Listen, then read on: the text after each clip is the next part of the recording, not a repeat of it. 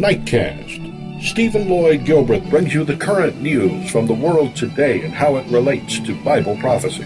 Understanding the end-time events leading to the peaceful world tomorrow. Ladies and gentlemen, Stephen Lloyd Gilbreth. Well, greetings, friends, and welcome to this December 26th, 2013 edition of Nightcast. Friends, I'm sorry, I'm having a little problem concentrating tonight. I've got a terrible, terrible toothache, but I'm going to try to put my mind over it and get us through tonight's news, which is significant tonight. Our opening story, Japanese Prime Minister Shinzo Abe visits Yasukuni. It's a World War II shrine. And here with this story, the BBC. This doesn't look like an act of extreme provocation. The Japanese Prime Minister, in solemn mourning suit, visiting a shrine to commemorate Japan's war dead. And as he emerged, Prime Minister Abe was quick to claim that he'd only come here to pray for peace. I paid my respects to the war dead who sacrificed their precious lives for Japan and also prayed for their souls to rest in peace. Yasukuni Shrine is also home to the spirits of dozens of convicted war criminals, including the men who ordered the brutal World War II invasion of China. Mr. Abe knew very well how China would react to this visit, and it didn't take long. The Chinese government expresses its strong indignation over the behaviour of the Japanese leader, which grossly tramples on the sentiment of the Chinese people and other Asian peoples victimised in the war. On the streets of Beijing, the reaction was even stronger. I think we shouldn't just sit here and watch what they are doing. We should do something. I think there is no point in talking to them anymore. I am really angry. China and Japan are already locked in a bitter territorial dispute over this group of islands in the East China Sea. So why would Mr. Abe now deliberately provoke China further? Some here believe an angry China is exactly what Mr. Abe wants and needs. For Abe's desire to change the constitution, the dispute with China over the islands can be used to say, look, we are threatened.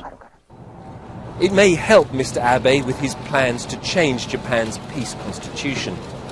But his visit here today has just put relations with China and South Korea even further to the deep freeze.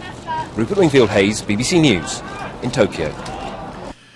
Friends, our opening story is one that definitely has World War II potential to it. Let's take a quick look at our chart. You'll see that the second seal, the second column, containing a red bar where it says red, that's a spreadsheet I set up, as Mr. Armstrong encouraged us to do, to help us understand things better from the Bible, especially when they're complicated.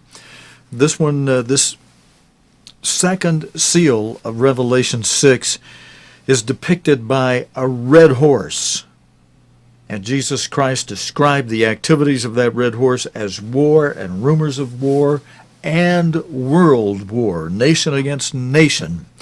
And we certainly have that situation ripe between China and Japan. That nation, China, against the nation of Japan. And today has helped add some fuel to the already inflamed situation between the two countries because of this South China Sea Islands row that's been going on for some time. In Egypt, there's been a bus bomb explosion. Khalid Azalarab reports from Cairo. The explosive device, according to the Ministry of Interior, went off at 9:30 local time, 7:30 GMT. As it happened, a bus was just moving nearby, and the people who were injured were the passengers on this bus. One of the 5 people is seriously injured at a critical situation. The significance of this attack, if it is an explosive device, as the Ministry of Interior says, is that it would be the first attempt or the first attack on a target that is civilian. There seems to be no military or police targets involved in this. It only seems to be a random explosion in this area. A second device was found and defused later by the police forces, according to the Ministry of Interior. And friends, my buttons are hanging up some tonight. There we go, finally. The Spanish Basque community is a relatively prosperous region and has moved on in many ways, but violence there of the recent past still cast a shadow. Here's a special report on this by Tom Burridge from Basque County. On the left is a woman whose husband was killed by the Basque militant separatist group ETA. On the right, a woman whose brother was a member of ETA. He was abducted and killed by paramilitary forces working on behalf of the Spanish state. Now they're friends. Hola, Mari Carmen. ¿Qué tal, guapa? They're working together to heal the scars of the past. They shot him with one bullet in the head. At first you feel anger. You have so many questions. Why? For what? Who has the right to take the life of another human being? Questions that have no answers. My husband paid with his life just for thinking differently. In 1983, we had the terrible news he was missing. Our nightmare went on for ages. His remains were found in 1995 in Alicante. Whether we liked it or not, he was a member of ETA. If so, they can pursue him, arrest him. That's fine. But it doesn't mean they can do whatever they like with somebody. The bomb exploded in the underground car park of a crowded supermarket, causing widespread panic amongst shoppers. The car park, which shares... In the 70s, 80s and 90s, ETA carried out a series of bombings and shootings. It's the worst ever attack by ETA. In many ways, the Basque Country has moved on. This is a relatively prosperous part of Spain, which has weathered the economic crisis better than most. ETA called a ceasefire 2 years ago, and the group is increasingly irrelevant. Many of its members are in prison. But ETA's violent past still casts a shadow over modern politics in Spain. Asesino! Asesino! In recent weeks, one by one, amid angry protests, convicted members of the Basque separatist group ETA have been set free from prison after a ruling by the European Court of Human Rights. Some, though, who have studied and written about the Basque Country and ETA believe it could help the peace process move on. The Spanish right has to make that noise. It had to try and support its own doctrine. Whether some are secretly glad that in the end that doctrine was thrown out, but not by them, by an independent court somewhere else. I suspect, frankly, that some of them are, but they can't say it publicly. Some people in the Basque Country are working to slowly reconcile the damage caused in the past. But with ETA so weak, there is little incentive for Spain's current government to enter talks. And publicly, at least, government ministers only talk about destroying what most people in Spain consider a terrorist group. Tom Burridge, BBC News, in the Basque Country. Friends, heavy fighting between government forces and rebels has continued in South Sudan, even as African leaders renew their efforts to mediate between the President Salva Kiir and his rivals. UN Special Representative Hilda Johnson called on the country's political leaders to give peace a chance. These past 11 days have been a very trying time for South Sudan and for all citizens of this new-born nation. What has happened this last week has, for many of them, brought back the nightmares of the past. The nationhood painstakingly built over decades of conflict and strife is at stake. And for us, one of the most important things is to have those nightmares end. I therefore call on the political leaders of South Sudan to order their forces, to lay down their arms, and to give peace a chance. And if the suggestion by the UN, the urge by the UN won't do the job, South Sudan's President Salva Kiir has renewed his offer of talks to end the fighting, which has left tens of thousands of people dead. His former vice president, Rick Macker, has previously said he is also willing to negotiate, but only if his political allies are freed. Jonathan Josephs reports. The eastern state of Jonglei has been one of the flashpoints of this bitter conflict. Television pictures from the area show dead bodies and vehicles destroyed by the fighting strewn across the roads around the capital, Bor. Thousands of lives have been lost, even, it appears, under the noses of UN peacekeepers. I've just come out from the UN compound. What I'm seeing is a lot of dead bodies. And then the other thing that was scary most was inside the compound. The rebels themselves were entering inside with the guns. We tried to ask the UN peacekeepers to protect us. The fighting is between troops loyal to President Salva Kiir and those under the command of his former vice president, Riek Machar. Kiir is from the largest ethnic group, the Dinka, and Machar, the second largest, the Nuer. In a country where weapons are easily available, the fighting has spread quickly. There are now reports of armed clashes in Malukal, in the northeastern state of Upper Nile. All the while, both sides say they are willing to talk. Riek Machar wants his allies freed from custody first. President Kiir says there should be no preconditions. I express my willingness for dialogue with Dr. Riek Machar and his group for peaceful settlement of our differences.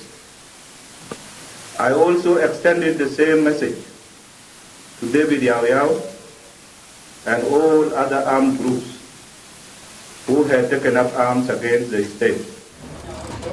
Some 10,000 civilians are now seeking shelter at the UN base there. At others across the country, including here in Juba, more than 80,000 are doing likewise. In the makeshift camps, there are growing fears of viruses and sanitation problems.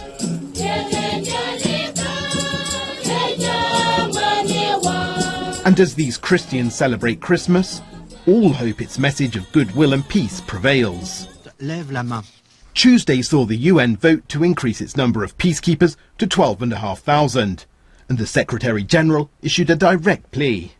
I once again call on the country's leaders to settle their differences peacefully, and I underscore their responsibility to protect civilians.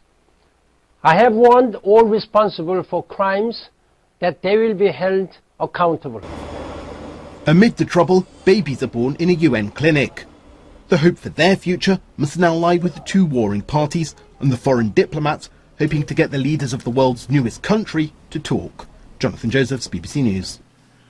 Friends, the president of South Sudan, who you saw in this video, is an ethnic Dinka, while his former deputy represents the Nuer tribes, or the Nuer tribe. Tens of thousands of people have fled to UN compounds across the oil-rich country. The BBC's Anne Soy reports in this next video on the evacuation of Kenyan nationals from South Sudan. Relief to finally be heading home. These are Kenyans who have been living and working in Bentiu in Unity State. Now, this is one of the major conflict zones here in South Sudan now. And these people tell me that they have been taking refuge at the UN compound there in Bentiu. And finally, help came today. And they have just arrived here in Juba at the airport and just about to leave for Kenya using this Air Force plane. When it started in Juba, we had it immediately on Monday. We had in Bentiu. They start bombing, slaughtering people.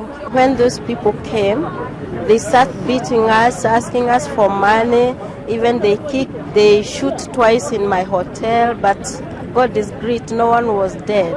They took all the money I had and they just left. Most of these people are traveling with light bags. They say that they have lost most of their property in Bentiu during the fighting, but they're happy to be heading home nonetheless. They have left behind some of their friends, people they know, and people who are in other states that haven't been reached. It is estimated that there are at least 30,000 Kenyans who have been living and working here in South Sudan, and these flights have been ongoing. There are people who've been living by bus, and they continue to be evacuated.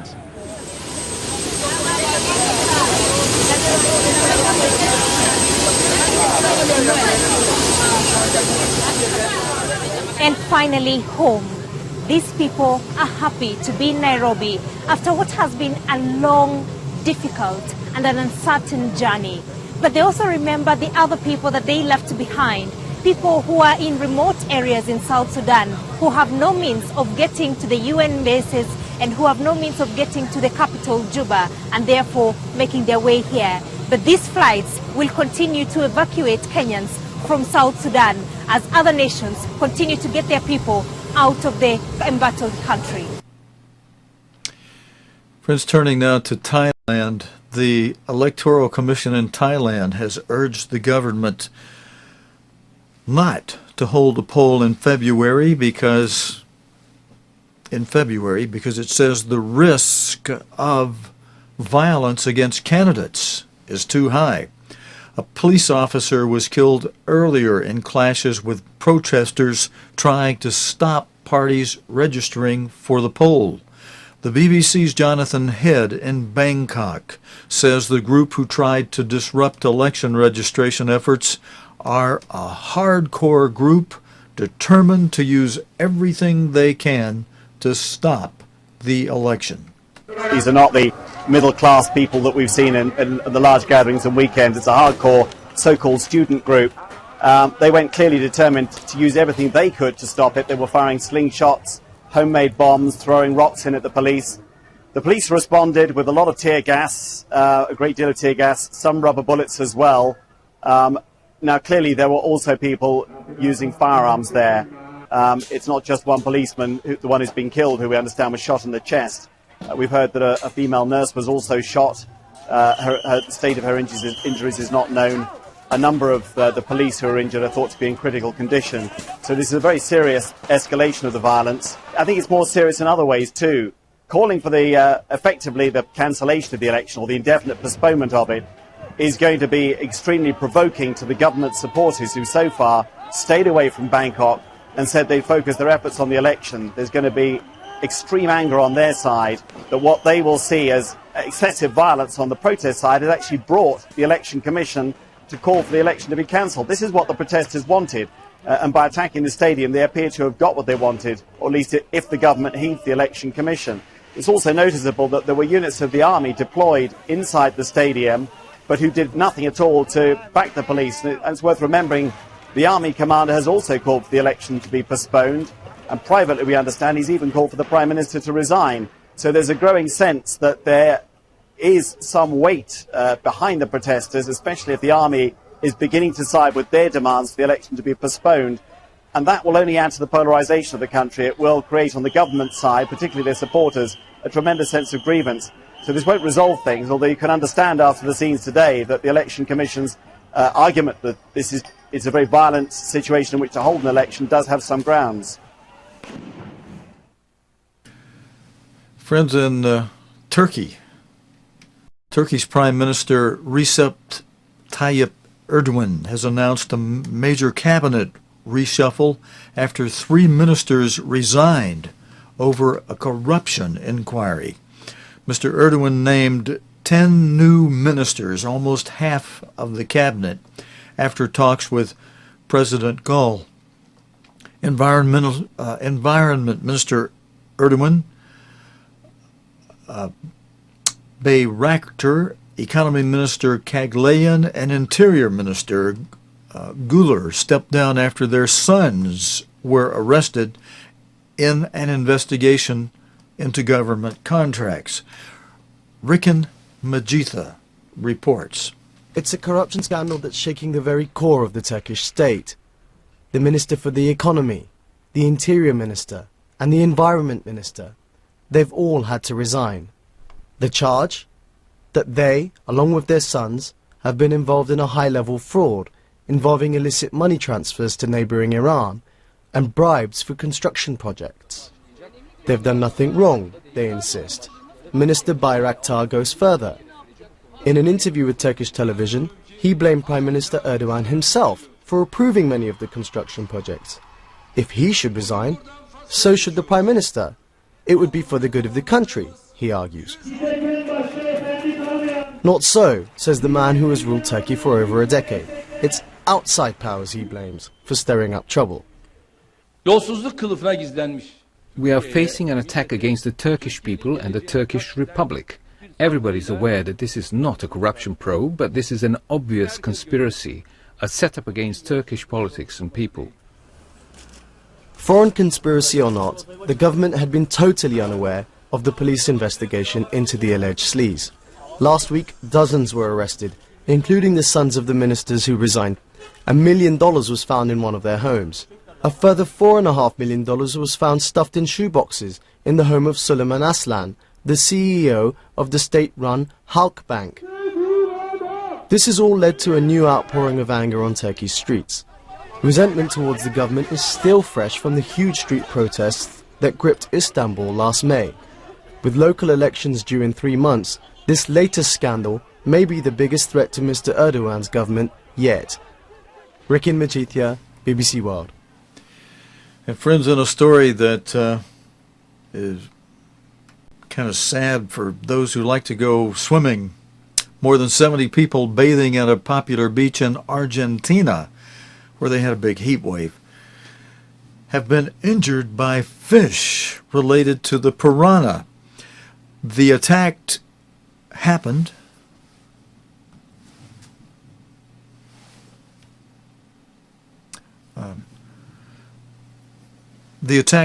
in the northern city of Rosario. And friends, pardon me just a moment. We're having a little technical problem, but I think I just got it resolved. Okay. The attack happened in the northern city of Rosario while bathers were swimming in the river Piranha. Friends, I don't know about you, but I think the last river in the world I'd ever want to swim in is, wherever it might be, is any river named Piranha. Dozens of people suffered bites to their extremities, including losing digits, fingers, or toes. Roland Hughes reports. Just when they thought it was safe to go into the water, came an attack from an unusual source. A cooling morning swim by families in this Argentinian river took a bloody turn when a group of carnivorous fish started biting the bathers. More than 70 people were injured, including 7 children who lost parts of toes or fingers. These were the fish responsible, palometas, relatives of the piranha that are native to South American rivers. One health official said there were some people that the fish literally had torn bits of flesh from.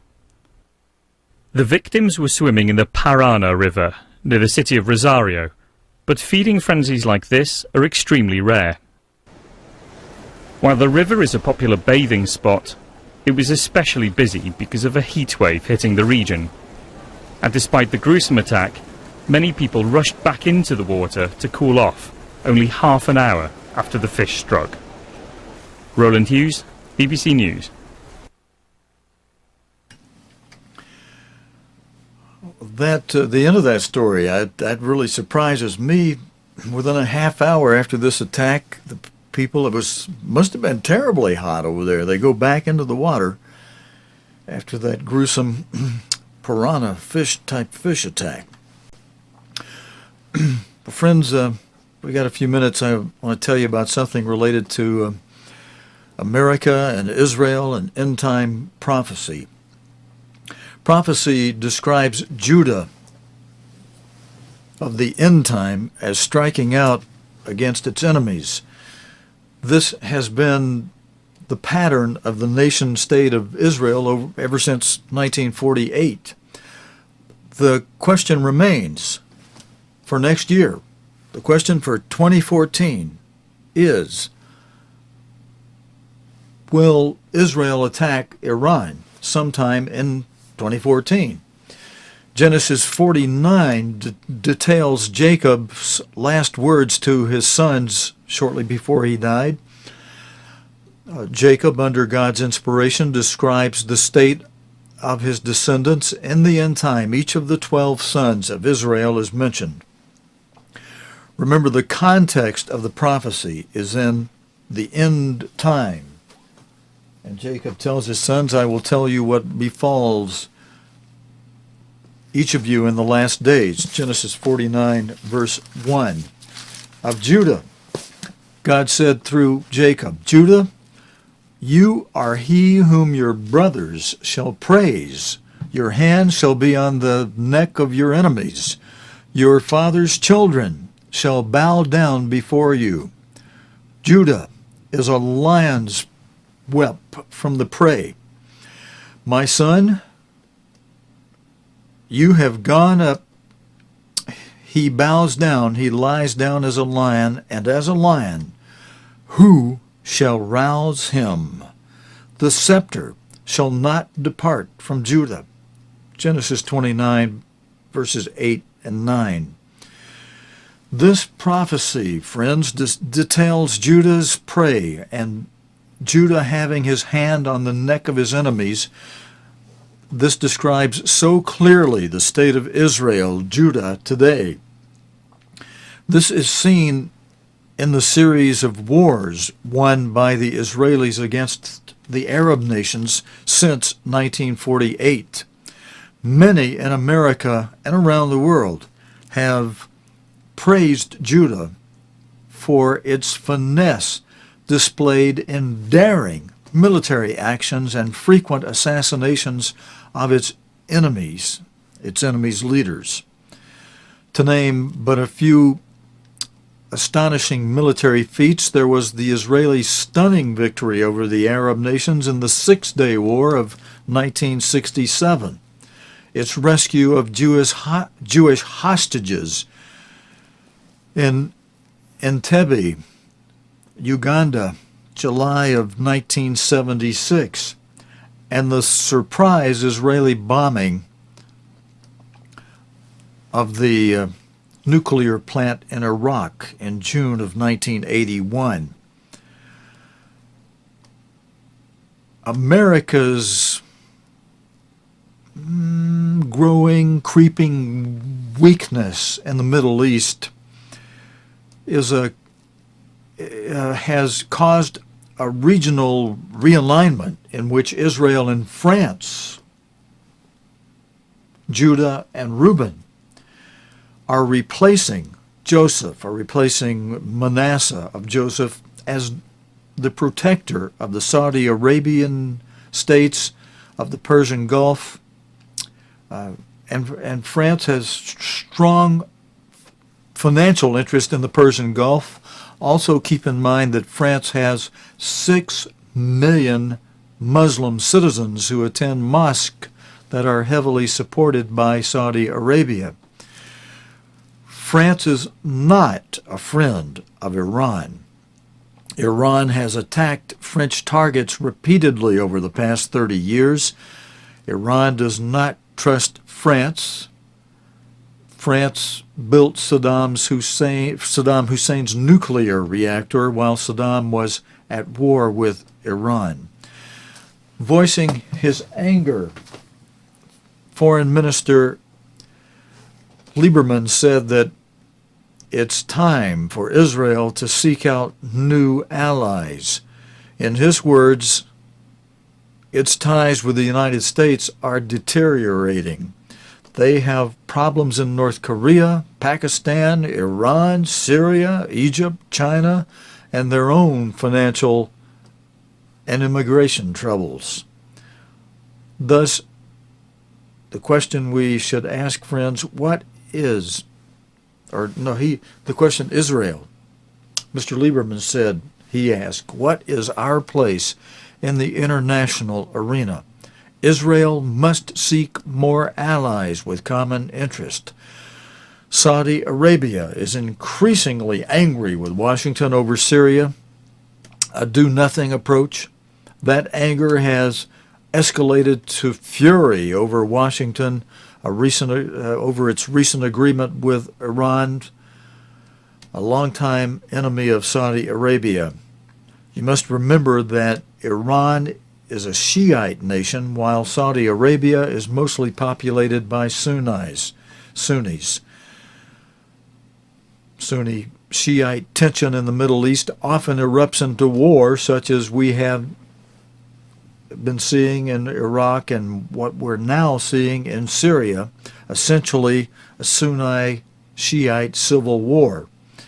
In 2011, 2 men were accused here in the United States of plotting to kill the Saudi ambassador, an Iranian assassination plot.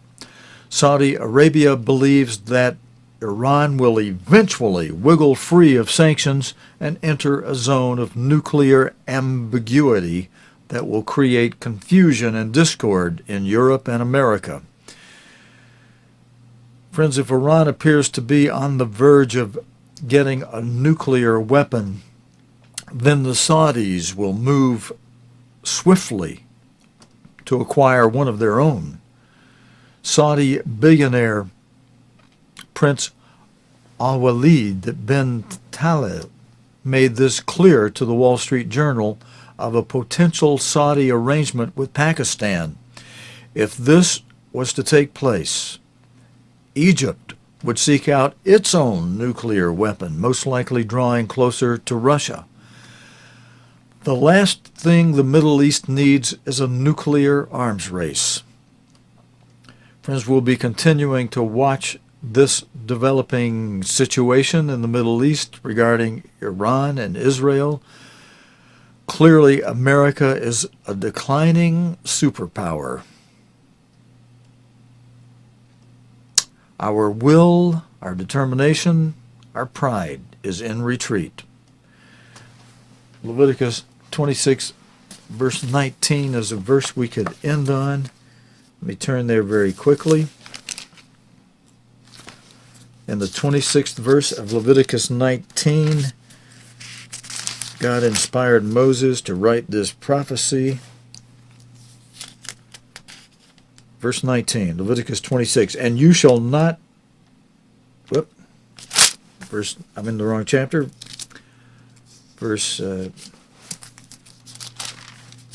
Bear with me, I know we're closing time, but let's get this verse in. Verse 19, Leviticus 26, you might have gotten to it in your Bible if you're opening one as I do here, faster than I've gotten to it. And I will break the pride of your power, and I will make your heaven as iron, and your earth as brass. That's it for tonight, friends. Thank you for joining me for this Thursday night edition of Nightcast. God willing, and the creek don't rise, we'll be back again for our next edition of Nightcast on Sunday evening. Until then, your host Stephen Lloyd saying, have a wonderful weekend, and we'll see you on Sunday night. You have been watching Nightcast with Stephen Lloyd Gilbreth. Nightcast can be seen Sunday through Thursday nights here on COGTV.org. Tonight's program is also available anytime on demand in the COGTV.org video archive.